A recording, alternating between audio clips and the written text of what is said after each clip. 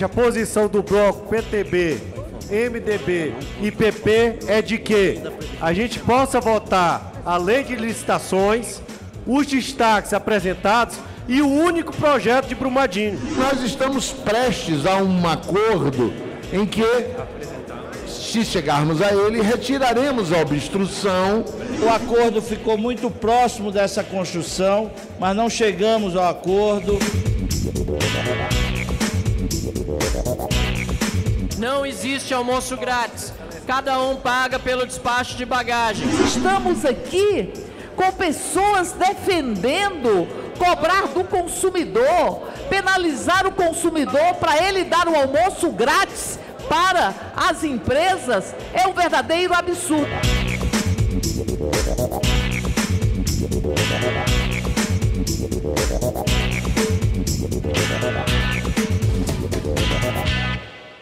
O principal projeto previsto para votação no plenário nesta semana foi a nova lei de licitações. No primeiro momento, não houve acordo sobre o texto e foi apresentado um requerimento de retirada de pauta. Para construir um entendimento, deputados pediram a inclusão na pauta de projetos sobre proteção de moradores de regiões de barragem e regras para mineração. As propostas provocaram intensos debates.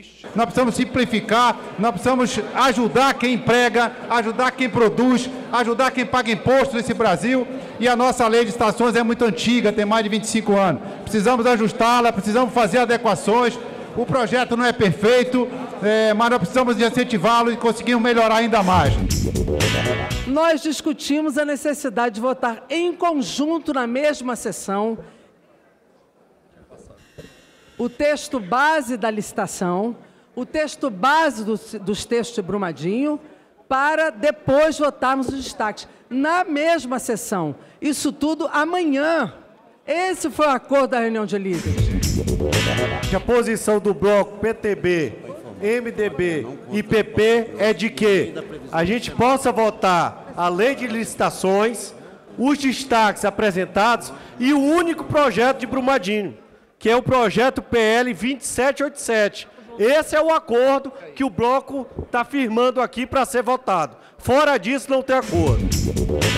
Foi feito um trabalho durante mais de 6 meses de ampla discussão para que a gente trouxesse uma inovação da lei de licitações do Brasil, que é uma ferramenta fundamental para os contratos públicos e, portanto, para melhorar a gestão pública. Ela foi chamada como uma inovação para o... Só para concluir. Ela foi, portanto, baseada na legislação para o bom gestor, para a gente melhorar os serviços públicos do Brasil. Portanto, nós somos absolutamente contrários à retirada de pauta de uma matéria tão relevante para o país. Nós viemos, ao longo de anos, discutindo a nova lei de licitações. E eu tenho que registrar que o deputado Augusto Coutinho, de fato, veio incorporando contribuições não só do PT, da oposição, como de diversos outros parlamentares, não necessariamente como posições partidárias. Muitas vezes pessoas com experiência de gestão de contratos de obras, bens e serviços. E nós estamos prestes a um acordo em que, se chegarmos a ele, retiraremos a obstrução para votar hoje o texto principal e deixarmos ressalvados os destaques para posteriormente. Uma retirada de pauta de um projeto extremamente importante. E aqui tem que deixar claro que a oposição colocou a retirada de pauta do projeto que vem aperfeiçoar a lei das licitações. Ou seja, prefeitos e prefeitas que nos assistem, mais uma vez a oposição querendo retirar um projeto por conta de intriga que é tão importante. E diga-se de passagem, quantas vezes a gente já teve que tirar esse projeto da pauta aqui do plenário? É só acompanhar aí no transcorrer do projeto. Então, assim, a gente precisa votar isso, a gente sabe que esse aperfeiçoamento dessa lei vai ajudar demais para quem mexe com licitação, está obsoleto, ultrapassado, precisamos melhorar e aqui é o espaço, é o momento. O que nós queremos é votar o texto principal da Lei de Licitações, ressalvados os destaques, e votar o texto de Brumadinho, ressalvados os destaques. E amanhã nós votaríamos os destaques da matéria. Todos os esforços estão sendo feitos, aqui já há 3 semanas, na verdade, para que a gente conseguisse construir textos em torno dos projetos de lei de Brumadinho, até porque o governo federal entende completamente toda a problemática em torno da aprovação desses e a importância da aprovação de projetos de lei dessa natureza como a resposta aos desastres ambientais. A única questão do governo federal com isso, com a questão ambiental em todo, assim, de modo geral, é equilibrar o desenvolvimento econômico. Nós tentamos aí, há pouco, com vários líderes presentes, construir um acordo para que a gente pudesse votar hoje o texto original do projeto de licitações, ressalvado a todos os destaques. Depois nós votaríamos alguns projetos que não são problemáticos da questão de Brumadinho. Então seriam votados e aí que ficou o impasse. O acordo ficou muito próximo dessa construção, mas não chegamos ao acordo. Apesar da disposição da maioria dos deputados para chegar a um entendimento, o acordo não aconteceu e a votação de todos os projetos acabou sendo adiada.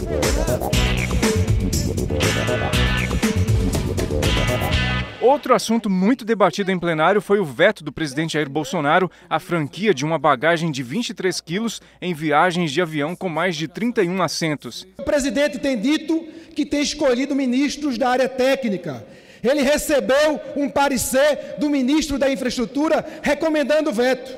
Ele recebeu uma recomendação do ministro do Turismo recomendando o veto. Ele recebeu uma recomendação da Secretaria de Aviação Civil, da SAC, recomendando o veto. Da ANAC também recomendando o veto. O trade turístico brasileiro recomendando o veto. As companhias aéreas internacionais que querem chegar aqui também recomendam o veto. Ou seja, essa casa e o povo brasileiro não vai estar celebrando a abertura do capital porque as companhias aéreas não vêm. Concluindo, presidente, porque se a regra fora do Brasil é de um jeito, as empresas não vão chegar aqui se for de outro. Nós vamos aí conclamar a população a ficar atento a essa questão, a perceber que esse tipo de artifício nós não podemos permitir nessa casa. O Congresso deliberou sobre essa matéria, vamos aí compreender as razões desse veto, mas com a certeza de que ele deve ser derrubado. A população merece respeito, o consumidor merece respeito, essa casa e o Senado também respeitou a população quando votou o fim da cobrança das bagagens e o governo está aí vetando essa intenção aí que nós tivemos. No mundo todo, as bagagens elas são tarifadas. E nós sabemos que no mundo econômico, a competição ela é essencial. Portanto, quando nós aprovamos a medida provisória 863 e abrimos o capital para as empresas aéreas, era importante que para atrair essas empresas houvesse esse atrativo. E isso foi conseguido. Não existe almoço grátis. Cada um paga pelo despacho de bagagem. Aliás, todos nós já podemos levar até 10 quilos no próprio avião. Se houve aumento de preços nos últimos tempos das passagens, não foi em virtude da cobrança das bagagens, é óbvio que não. Foi em primeiro lugar por causa da alta do preço do querosene e em segundo lugar, mas não em ordem de importância, em virtude da alta concentração no mercado. Ser a favor de cobrar bagagens que penaliza o consumidor, fazer uma opção de valorizar empresas em detrimento da população. E alguma coisa que já está testado, não diminui preço, ou seja, cobrar as bagagens, não diminuiu o preço das passagens. Assim como abrir para o mercado internacional as nossas aéreas, o que só existe em 3 ou 4 países do mundo, também não significa diminuição do preço das passagens. Nós estamos aqui com pessoas defendendo cobrar do consumidor, penalizar o consumidor para ele dar o almoço grátis para as empresas, é um verdadeiro absurdo. Qual a razão para se vetar uma decisão do Congresso Nacional de restituir a gratuidade das bagagens despachadas? Esse presidente está ao lado do povo ou está ao lado das companhias aéreas? Está ao lado das companhias aéreas. Está contra o povo brasileiro. Eu desafio, aliás, deputado Célio, Vossa Excelência agora há pouco fez um pronunciamento tocando nesse tema. Eu desafio que se mostre que o preço das passagens caiu quando se passou a cobrar bagagem. Não caiu, todos nós sabemos, o povo brasileiro sabe disso, quem compra passagem de avião sabe disso. Agora vem de novo com essa conversa. Aumentou, como diz aqui o deputado Edmilson Rodrigues, aumentou. E agora querem usar esse argumento de novo? É um argumento mentiroso. Esse Congresso legitimamente aprovou o retorno do direito de despacho da bagagem de 23 quilos, mas infelizmente a Presidência da República vetou. Cabe então a essa casa a responsabilidade de derrubar esse veto, para garantir esse direito aos consumidores, que eu tenho certeza que é isso que cada consumidor espera. Ninguém mais aceita ser lesado pelas empresas de companhias aéreas. E a justificativa de que os preços iam baixar não aconteceu. Portanto, abrimos o capital para virem novas empresas, mas ela tem que vir sob as regras que aqui são decididas pelo Congresso Nacional. Esse veto ainda será avaliado pelo Congresso, que poderá manter ou derrubar a decisão do presidente Jair Bolsonaro.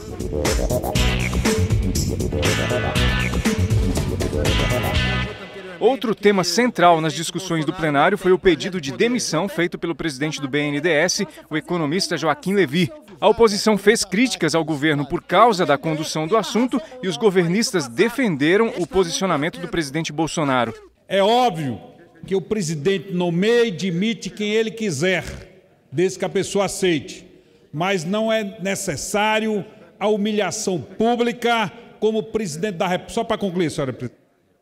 Como o presidente da República, Jair Bolsonaro, tem feito com seus ministros. Portanto, é o estilo humilhar de público para depois demitir, para passar para a sociedade que as transformações, que as mudanças são feitas para melhorar.